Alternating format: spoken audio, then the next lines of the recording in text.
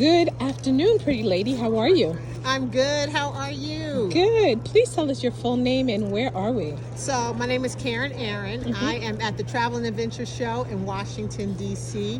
I'm here with a wonderful list of partners and exhibitors promoting travel in today's world, and I am celebrating the Green Book experience with my partners, family, and friends. So Yay! Okay, tell me, what is the Green Book experience? First of all, what is the Green Book? So the Green Book, if you're not familiar, the Green Book was written in 1936 by a gentleman by the name of Victor Hugo Green. And what he did was he was a postal worker, and when he lived down in the Deep South, and he was having trouble traveling across the country, finding safe places to eat and stay for their family. So he created this directory, and what it is a list of all of these amazing places they can stay at during the Deep South.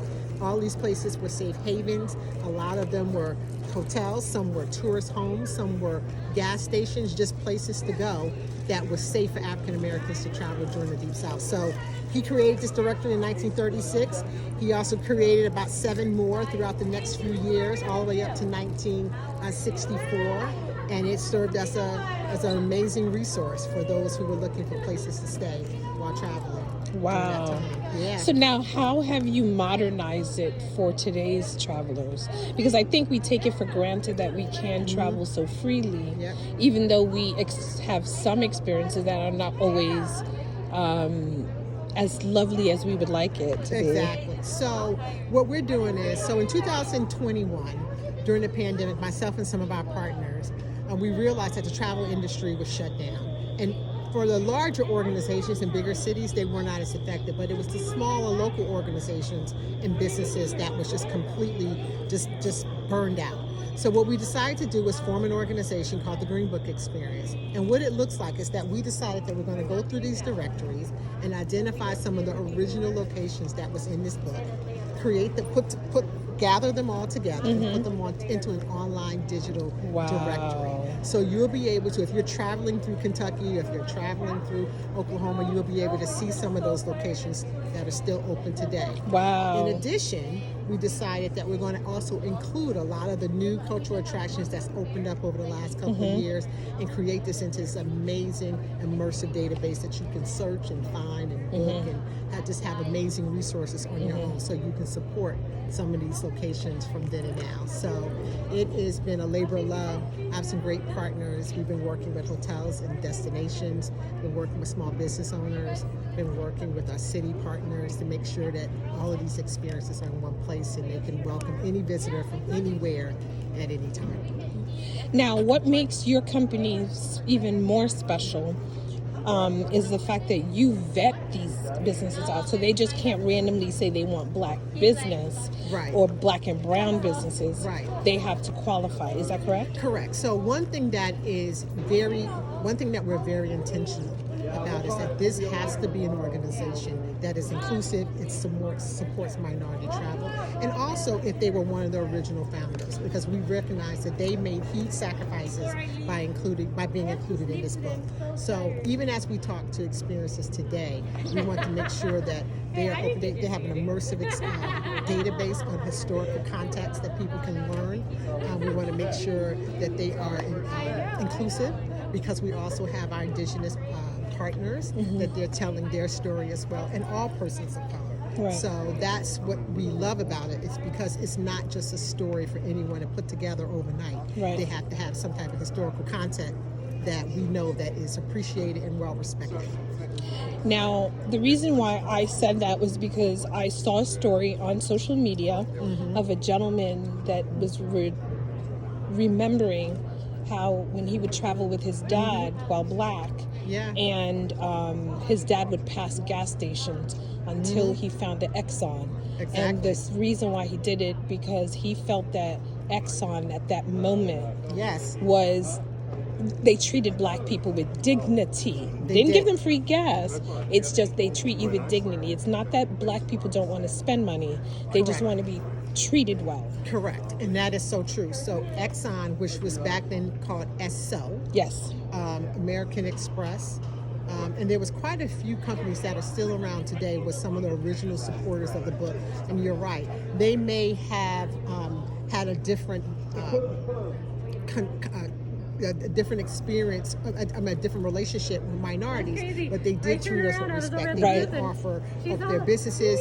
They were even some that were located in sundown towns. They would still keep that service station open and that business open so we can at least gas up and keep going. And use the restroom in dignity. Exactly. So that's what's so amazing about why we want to make sure that this history is not lost, that they're going to be still represented today, but also understand that those companies made a big sacrifice too, but we appreciate it. Right. And it's still a part of the history of what this book was about. That's fantastic. Yeah, it's going to be, it's very nice and well appreciated. Where can our readers and viewers learn more about your organization and how they can donate and support? Yeah, so the Green Book Experience is online, greenbookexperience.com. We also have 3 social media channels, one for Instagram, Facebook, and Twitter. So we're out there. But most importantly, we have a nonprofit, and our nonprofit is called the Green Book Institute. And it was founded late last year.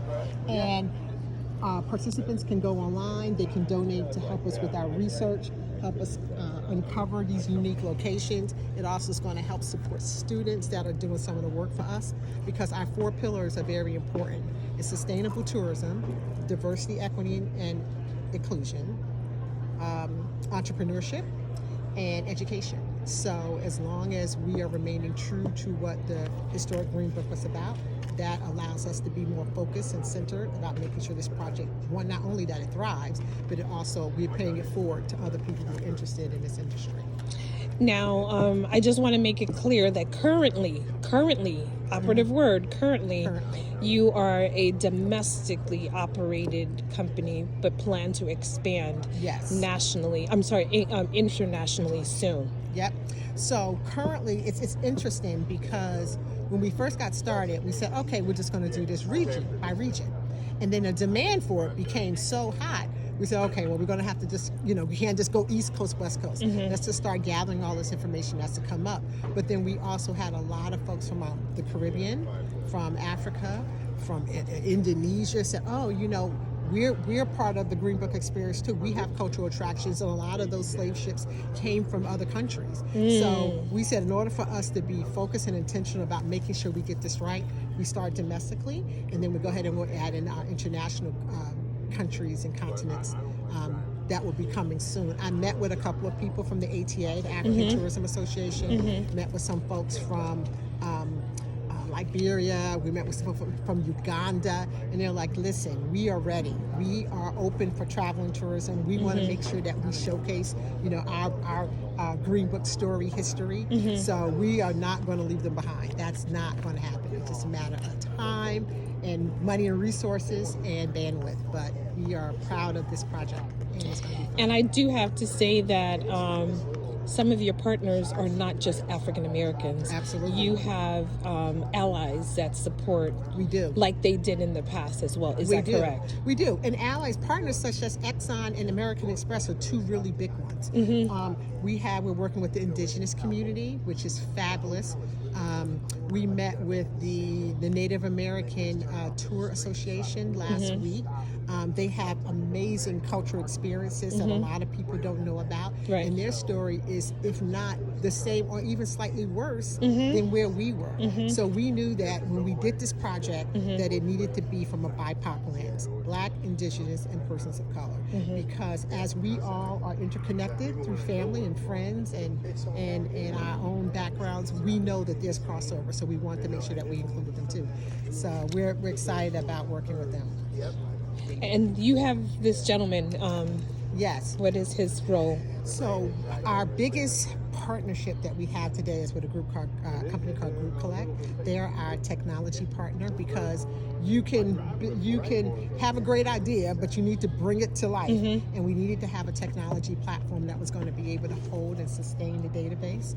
So we worked with we came together at a travel and trade show, and Group Collect has been a phenomenal partner for us in getting us set up so we can be open and inclusive to individual travelers as well as group travelers. And what is your name, sir? My name is Bud Geisler, and I'm president of Group Collect. We're a registration and technology platform for the group travel market, and we've designed a supplier link portal that will allow us to aggregate curated lists. And that was a partnership here with Green Book Experience. Fantastic. Yeah. So this goes to show that allyship is very important for the growth and the expansion and the actual change. Absolutely. Fantastic. Thank you. And we're colorful. Exactly, and we are. Thank you, guys. Please give us the website one more time.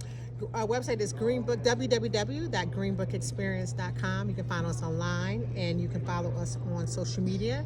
And the Green Book Institute page is also on that site as well. So if you want to give, you want to donate, you can do so there. So, Thank you. You're welcome. Thank you so much. My pleasure. All right, they're kicking us out.